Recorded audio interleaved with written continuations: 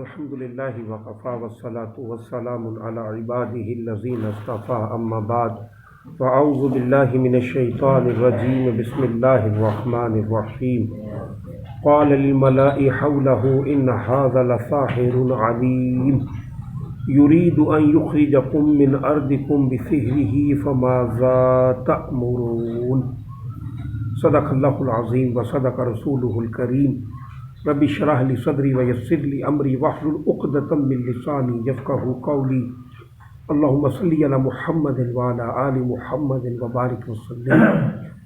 سورہ شعراء کا کے ابتدائی دو رکوع جو ہیں وہ ہم نے پڑھے ہیں، اور گزشتہ دو نشستوں میں موسیٰ علیہ السلام اور فرعون کے مابین جو بات چیت ہوئی ہے اس کے حوالے سے گفتگو ہوئی تھی، اور گزشتہ نشست میں موسیٰ علیہ السلام کا تذکرہ، پھر فرعون کی بات چیت جو ہے اس کا تذکرہ ہوا۔ پھر موسیٰ علیہ السلام نے جو معجزات اللہ نے دو عطا کیے تھے ان کا تذکرہ کیا ہے۔ اس کے بعد فرعون نے اپنے درباریوں سے خطاب کیا اور کہا قال للملأ حولہ، فرعون نے ان سرداروں سے جو اس کے ارد گرد تھے کہا ان ھذا لساحر علیم، کہ یہ تو یقیناً بڑا ہی ماہر جادوگر ہے۔ معاذ اللہ، دو انہوں نے معجزات دکھائے تو اس کو اس نے اس انداز سے لوگوں کے سامنے پورٹریٹ کرنے کی کوشش کی کہ یہ جادوگر ہے۔ ویسے بھی یہود اس دور کے اندر بہت بڑے بڑے نامور جادوگر موجود تھے، جیسے کہ ابھی آگے آ بھی جائے گا، اور یہود کے ہاں ہمیشہ ہی سے جادو کی ایک اہمیت رہی ہے، اور جناب سلیمان علیہ السلام کے دور کے اندر جا کر یہ چیزیں مزید اس طرح سے کھل گئیں کہ جناب سلیمان کے دور کے اندر انسان اور جنات اکٹھے پھرتے تھے، پھر ایک دوسرے سے وہ چیزیں سیکھ بھی لیتے تھے۔ آج بھی ان کے ہاں بہت بڑے بڑے جادوگر جو ہیں وہ موجود ہیں، یہ سمجھیے کہ ان کے ہاں یہ چیز موجود ہے۔ اور ویسے بھی مختلف سوسائٹیز کے کچھ انٹلیکچوئلز ہوا کرتے ہیں جن کی حیثیت برین کی ہوتی ہے، جیسے وجود میرا کتنا بڑا ہے لیکن اسے اصل چلانے والی شے برین ہے، دماغ ہے۔ اسی طرح معاشرے کے اندر انٹلیکچوئلز ہوتے ہیں جو معاشرے کے ٹرینڈز جو ہیں وہ سیٹ کرتے ہیں۔ تو یہود کے ہاں سمجھیے کہ انٹلیکچوئلز کی حیثیت جو ہے وہ جادوگروں کو حاصل تھی، ان کی ایک حیثیت تھی، لہذا ان کو اگر آپ انسپائر کر لیں، برین کو انسپائر کر لیں تو وجود خود بخود آپ کے ساتھ مل جائے گا، لیکن برین آسانی سے انسپائر ہوتا نہیں ہے۔ اسی طرح مسیح علیہ السلام کے دور کے اندر جو طبیب تھے، طب بڑے عروج پر تھا، لہذا ان کو ایسے معجزات دیے گئے جس سے کسی اور کو پتہ چلے یا نہ چلے لیکن خود اطباء کو پتہ چل گیا کہ مسیح جو پیش کر رہے ہیں یہ طب نہیں ہے۔ بات واضح ہے۔ اسی طرح حضور صلی اللہ علیہ وآلہ وسلم کے دور مبارک کے اندر خطبہ بہت بڑے بڑے تھے، بڑے بڑے خطیب، بڑے بڑے شعراء، ان کو یہ کلام قرآن پیش کیا گیا کہ اس کا جواب لاؤ، کسی اور کو پتہ چلے یا نہ چلے، لیکن جو بڑے بڑے شعراء تھے ان کو پتہ چل گیا ما ھذا کلام البشر، یہ کسی بشر کا کلام نہیں ہے۔ اسی طرح آج کے دور کے جو انٹلیکچوئلز ہیں وہ پولیٹیکل ورکر ہیں، سوشل میڈیا یا میڈیا کے ٹرینڈ سیٹر ہیں۔ اگر یہ آپ کے قابو آ جائیں اور یہ پولیٹیکل ورکرز آپ کے بات کو سمجھ جائیں، آپ انہیں انسپائر کر لیں تو آپ کا بیانیہ جو ہے وہ ہٹ ہو جائے گا۔ یہ سمجھیے کہ اس دور سے کچھ چیزیں جو ہیں کہ بہرحال جو انٹلیکچوئلز ہوتے ہیں، جو سوسائٹی کا برین ہوتے ہیں، انٹلیکچوئل مائنورٹی انہیں آپ کہہ لیں، یہ لوگ اگر آپ انسپائر کر سکیں تو اس سے آپ کا بیانیہ جو ہے وہ ہٹ ہو جاتا ہے۔ لہذا موسیٰ علیہ السلام کے بارے میں اس نے یہی کہا کہ یہ تو کوئی جادوگر محسوس ہوتا ہے۔ قالوا ارجہ واخاہ، اور کہنے لگے سردار ابھی چھوڑے رکھو اسے اور اس کے بھائی کو، بلکہ اس نے کہا فماذا تأمرون، مجھے تو یہ محسوس ہوتا ہے کہ یہ جادوگر ہے، تمہاری اس کے بارے میں کیا رائے ہے؟ اب جو فرعون کی کابینہ ہے، وزراء ہیں، انہوں نے کہا کہ ابھی ذرا کچھ ویٹ کیجیے اس کے بارے میں اور اس کے بھائی کے بارے میں۔ وَابْعَثْ فِی الْمَدَائِنِ حَاشِرِینَ، اور بھیجیے کچھ لوگوں کو شہر میں، یأتوک بکل سحار علیم، تاکہ وہ لائیں آپ کے لیے بڑے بڑے ماہر جادوگر۔ اگر یہ جادوگر ہی ہے تو اس سے بڑے جادوگر لے آتے ہیں، وہ ان کے جادو کو کج کر دیں گے۔ لہذا انہوں نے یہی کر لیا، فَجُمِعَ السَّحَرَةُ، انہوں نے بڑے بڑے جادوگر جو ہیں وہ انہیں ہائر کر لیا، بلا لیا اپنے پاس، لِمِيقَاتِ يَوْمٍ مَعْلُومٍ، اور ایک دن جو ہے وہ مقرر کر دیا گیا کہ اس دن موسیٰ علیہ السلام کا بڑے بڑے جادوگروں کے ساتھ ہم مقابلہ کریں گے۔ اور اس کو گویا کہ عید کا دن تھا، نوروز کا ایک میلہ تھا جس میں صبح کے وقت میں انہوں نے اشراق کے وقت یہ طے کیا تھا، پوری سوسائٹی کے اندر اعلان کر دیے کہ موسیٰ علیہ السلام اور جادوگروں کا ایک بڑا مقابلہ جو ہے وہ ہوگا۔ لَعَلَّنَا نَتَّبِعُ السَّحَرَةَ، شاید ہم پیروی کریں بڑے جادوگروں کی، اِن كَانُوا هُمُ الْغَالِبِينَ، اگر وہ ہو جائیں وہی غالب۔ گویا اگر ہم نے پیروی کرنی ہی ہے تو اپنے جادوگروں کی کریں، موسیٰ کی کیوں کریں؟ اور جو بڑا ہوگا اس کی پیروی ہم کر لیں گے۔ فَلَمَّا جَاءَ السَّحَرَةُ قَالُوا لِفِرْعَوْنَ، پھر سارے بڑے بڑے جادوگر جو ہیں، مقابلے کا دن آ گیا، لوگوں کے ہاں تشہیر کر دی گئی، پوری بستی جو ہے وہ اکٹھی ہوگی ایک میدان میں، جناب موسیٰ بھی موجود ہیں علیہ السلام اور جادوگر بھی موجود ہیں۔ فرعون نے سب سے پہلے جب جادوگروں کو دیکھا، بلکہ انہوں نے فرعون سے پوچھا کیا بے شک ہمارے لیے واقعی کوئی انعام ہوگا، ان کننا نحن الغالبین، اگر ہم غالب آ گئے تو ہمیں کچھ ملے گا؟ قال نعم، اب فرعون کے لیے تو یہ زندگی اور موت کا مسئلہ بنا ہوا تھا۔ اسے پتا تھا کہ اگر موسیٰ علیہ السلام کے معجزات کے ذریعے سے لوگوں کا رخ ان کی طرف ہو گیا تو پھر میری حکومت تو گئی۔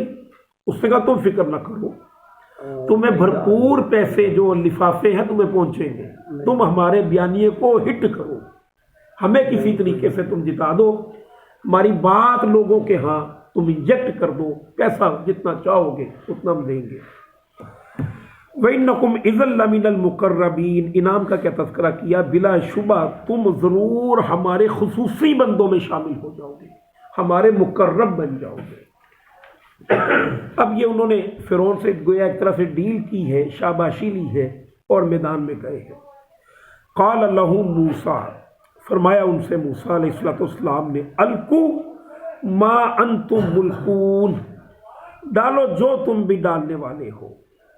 یعنی موسیٰ علیہ السلام نے فرمایا کہ اپنے جادو کو پیش کرو۔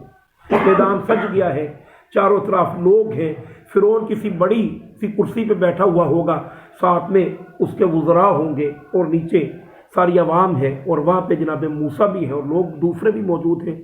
تو فرمایا کہ اپنا جادو پیش کرو۔ فَأَلْقَوْا حِبَالَهُمْ وَعَصِيَّهُمْ، تو انہوں نے ڈال دی اپنی رسیاں اور لاٹھیاں، وقالوا، اور کہنے لگے، بِعِزَّةِ فِرْعَوْنَ إِنَّ لَنَحْنُ الْغَالِبُونَ، انہوں نے اپنی رسیاں اور لاٹھیاں پھینکی اور کہا فرعون کی عزت کی قسم، اسی کو مانتے تھے، کسی اور کو مانتے ہی نہیں تھے، فرمایا کہ ہم ہی غالب رہیں گے۔ فَأَلْقَى مُوسَىٰ عَصَاهُ، دوسری جگہ پر یہ بات آئی ہے کہ جب انہوں نے رسیاں اور لاٹھیاں پھینکی ہیں تو وہ بھی سانپ بن گئی، یا دیکھنے والے کو وہ سانپ دکھتی تھی۔ یعنی اس سے پتہ چلتا ہے کہ انہوں نے آ کر پہلے پوچھا ہوگا کہ موسیٰ نے کیا جادو پیش کیا ہے، تو کہا کہ وہ اپنا ڈنڈا پھینکتے ہیں تو وہ سانپ بن جاتا ہے۔ تو یہ اتنے ماہر، موسیٰ علیہ السلام کے پاس تو اللہ کی قوت تھی نا، لیکن یہ کتنے ماہر جادوگر تھے کہ انہوں نے بین ویسا ہی جادو پیش کر دیا، یہ کتنے ایکسپرٹ ہو گئے۔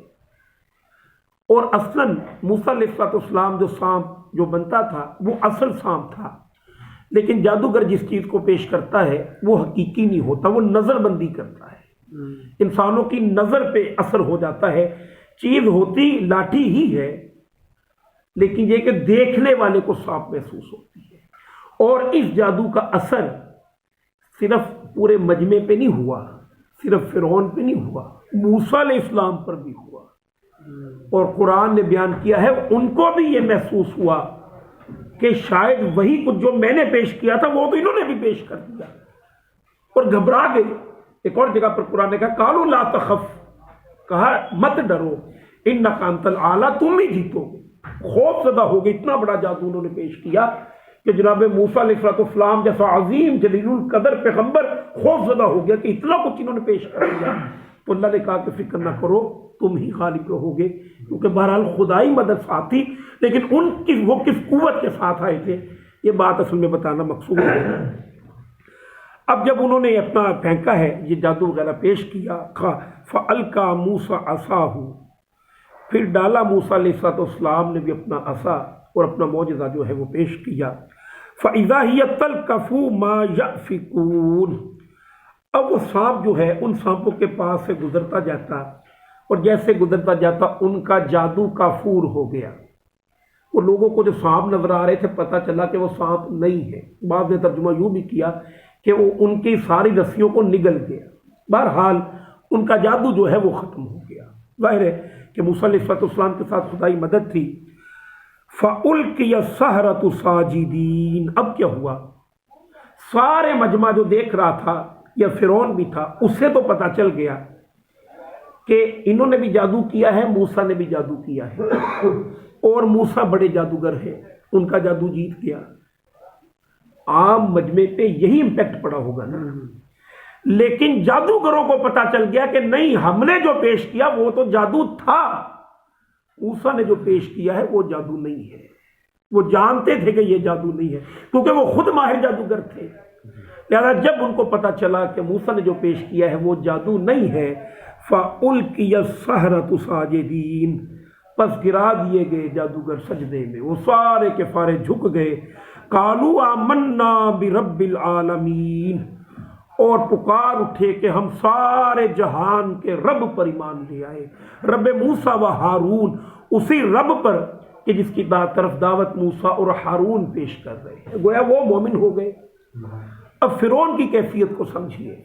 دربار کے اندر وہ پسپا ہوا جناب موسیٰ علیہ السلام سے، اور یہاں پر بھی شکست ہوئی اس کے جادوگروں کو. اور نہ صرف یہ کہ شکست ہوئی، وہ خود موسیٰ علیہ السلام پر ایمان لے آئے. لہذا پوری کی پوری بستی وہاں پہ موجود ہے. سب لوگوں کا رجحان کس کی طرف گیا ہوگا؟ موسیٰ علیہ السلام کی طرف. فرعون کو یوں محسوس ہوا تو میری بادشاہ تو گئی، سب لوگوں کا رخ ادھر ہو گیا ہے، تو میں اتنا بڑا بادشاہ کیا کروں گا. لہٰذا اس نے فوراً ہی ایک بیانیہ ڈیولپ کیا ہے، ایک اپنا سٹانس پیش کیا. قَالَ آمَنْتُمْ لَهُ قَبْلَ أَنْ آذَنَ لَكُمْ، فرعون نے جادوگروں سے کہا اچھا تم نے موسیٰ کی بات مان لی اس سے پہلے کہ میں اجازت دیتا. یعنی مطلب کیا تھا کہ میں تو خود یہ چاہتا تھا کہ اگر موسیٰ حق پر ہو تو میں مان لوں، لیکن جس طرح تم جلدی جلدی موسیٰ پر ایمان لے آئے ہو، لگتا ہے تمہاری ملی بھگت ہے، تم ایک دوسرے سے ملے ہوئے ہو، یہ تمہارا استاد ہے، تم جادوگر ہو، یہ تمہارا بڑا جادوگر ہے، پری پلان تم آئے ہو. میں نے مان جانا تھا لیکن مجھ پہ ایکسپوز ہو گیا ہے کہ تم جھوٹے ہو. یہ اس نے اپنا بیانیہ جو ہے وہ ڈیولپ کر دیا لوگوں کے سامنے. اب آدھے لوگ تو مان گئے ہوں گے نا، ہاں فرعون صحیح کہہ رہا ہے، اور اس سے اس کی اپنی بات جو ہے وہ لوگوں کے ہاں پھیل گئی. اچھا ایک تو معاملہ یہ ہے، پہلے فرمایا انہ لکبیرکم الذی علمکم السحر، بے شک وہ یقینا تمہارا بڑا ہے جس نے تمہیں سکھایا ہے. فلسوف تعلمون، کوئی بات نہیں تم جلد ہی جان جاؤ گے، تم میرے ساتھ جو دھوکہ دے رہے ہو اس کا تمہیں عنقریب پتہ چل جائے گا. اب یہ پہلا بات کیا کی، جو لوگ زمانے اقتدار سنبھالے ہوئے تھے، ایک تو انہوں نے اپنے بیانیے کو ڈیولپ کیا لوگوں کے ہاں. دوسری بات کیا کی، لَأُقَطِّعَنَّ أَيْدِيَكُمْ وَأَرْجُلَكُمْ مِنْ خِلَافٍ، یقیناً میں بری طرح سے کاٹ دوں گا تمہارے ہاتھ اور پاؤں مخالف طرفوں سے، یعنی دایاں ہاتھ اور بایاں پاؤں کاٹ دوں گا. اس سے کیا پتہ چلا، ایک تو لوگوں سے فیور لینے کے لیے اپنا بیانیہ بھی پیش کر دیا، اور دوسری طرف اشارہ بھی دے دیا کہ جو بھی موسیٰ پر ایمان لائے گا پھر وہ بچے گا نہیں. جبر بھی ساتھ پیش کر دیا اور بیانیہ بھی پیش کر دیا. اور قرآن نے ایک جگہ یہ پیش کیا ہے، بات کی ہے کہ لوگوں نے بیانیہ پھر فرعون ہی کا مانا ہے. موسیٰ علیہ السلام کے بیانیے کے سامنے اب میں یہ گستاخی نہ ہوں تو یہ کہہ دوں تو گویا عوام میں فرعون کا بیانیہ اوپر گیا، اور جناب موسیٰ علیہ السلام کا بیانیہ، اب یہ لفظ سخت ہے جناب موسیٰ کے لیے استعمال نہیں کرنے چاہیے، سمجھانے کے لیے کہہ رہا ہوں کہ جناب موسیٰ کا بیانیہ پٹ گیا. اس طرح کا پروپیگنڈا جو ہے اس نے کیا ہے، قرآن نے آگے پیش کیا ہے، دوسری جگہ سے اپنی طرف سے تو میں نے نہیں کہا۔ وَلَأُصَلِّبَنَّكُمْ أَجْمَعِينَ، اور میں تم سب کو ضرور صلیب پر لٹکا دوں گا۔ اب یہاں پر مومنین کا امتحان ہے۔ اگر کوئی نظری بندہ ہے، کوئی تحریک لے کر اٹھا ہے، اس تحریک کو حق سمجھ کے کسی نے ایکسیپٹ کر لیا ہے، اب اس پر لامحالہ صبر اور آزمائش کی کیفیت آئے گی۔ کانا وتواصی بالصبر وتواصوا بالحق وتواصوا بالصبر، حق ہوگے تو صبر تو کرنا پڑے گا۔ لہذا اب یہ ہے سمجھیے کہ تحریک کے جو کارکنان ہیں ان کی کیفیت کیا ہونی چاہیے۔ جادوگروں کو فرعون جیسے بالادست بادشاہ نے کہا کہ میں ہاتھ پاؤں کاٹ دوں گا اور سولی پہ چڑھا دوں گا، انہوں نے کیا کہا؟ قالوا لا ضیر، کہ کوئی بات نہیں، انا الی ربنا منقلبون، ہم ویسے بھی تو اپنے رب کی طرف ہم نے جانا ہی ہے، مرنا تو ویسے بھی ہے۔ جیسے وہ کہا کرتے نا خادم حسین رضوی صاحب کہ مارتے انہیں بھی جانا ہی، تو یہی گویا کہ انہوں نے کہا کہ ہم نے مر تو ویسے بھی جانا ہی ہے۔ انا نطمع، اب تو جب چیزیں کلیئر کٹ ہو گئی، اب تو ہم یہ خواہش رکھتے ہیں ان یغفر لنا ربنا خطایانا، اب تو ہماری یہی طمع ہے، یہی لالچ ہے، یہی خواہش ہے کہ ہمارا پروردگار ہماری خطاؤں کو بخش دے، اس کے علاوہ ہمیں اور کچھ مطلوب ہی نہیں رہا۔ پیغمبر کے ایمان کے اوپر ایمان لانے کے بعد سب سے بڑا فرق جو انسان محسوس کرتا ہے وہ آخرت پر پختہ یقین ہے۔ جیسے کہا سورہ بقرہ کی ابتدا کے اندر وَهُمْ يُوقِنُونَ، کہ وہ آخرت پر وَبِالْآخِرَةِ هُمْ يُوقِنُونَ، وہ آخرت پہ پختہ یقین رکھتے ہیں۔ یہی کیفیت ان کی ہو گئی، اور یہی بات اقبال نے بھی کہی ہے کہ وہی ہے تیرے زمانے کا امام برحق جو تجھے موجود ظاہر و موجود سے بیزار کرے۔ جس شخص کی صحبت سے، معیت سے دنیاوی حرص و لالچ بڑھ جائے وہ امام نہیں ہو سکتا۔ امام تو وہ ہے کہ جو دل کے اندر آخرت کی کامیابی کی شمع جو ہے وہ جلا دے۔ لہذا یہ موسیٰ علیہ السلام کی صحبت کا کمال ہے۔ فرمایا لا ضیر، کوئی ڈر نہیں، ہم نے ویسے بھی تو مرنا ہی ہے، ہم تو چاہتے ہیں کہ اللہ تعالیٰ کے محبوب بن جائیں۔ ان کن اول المؤمنین، اور سارے لوگوں سن لو کہ موسیٰ علیہ السلام پر ہم سب سے اول ایمان لانے والے ہیں۔ ابھی سوسائٹی میں کسی اور نے موسیٰ علیہ السلام کو ایکسیپٹ نہیں کیا تھا، لیکن یہ جو لوگ ہیں انہوں نے ایکسیپٹ کر لیا۔ بہرحال آیت نمبر 51 تک پڑھا ہے اور گفتگو تھوڑی سی لمبی ہو گئی، اس کی وجہ یہی تھی کہ میں چاہ رہا تھا کہ بات جو ہے وہ پوری ہو جائے۔ تو انشاءاللہ العزیز ابھی یہ واقعہ جو ہے وہ چل رہا ہے۔ وآخر دعوانا ان الحمد للہ رب العالمین۔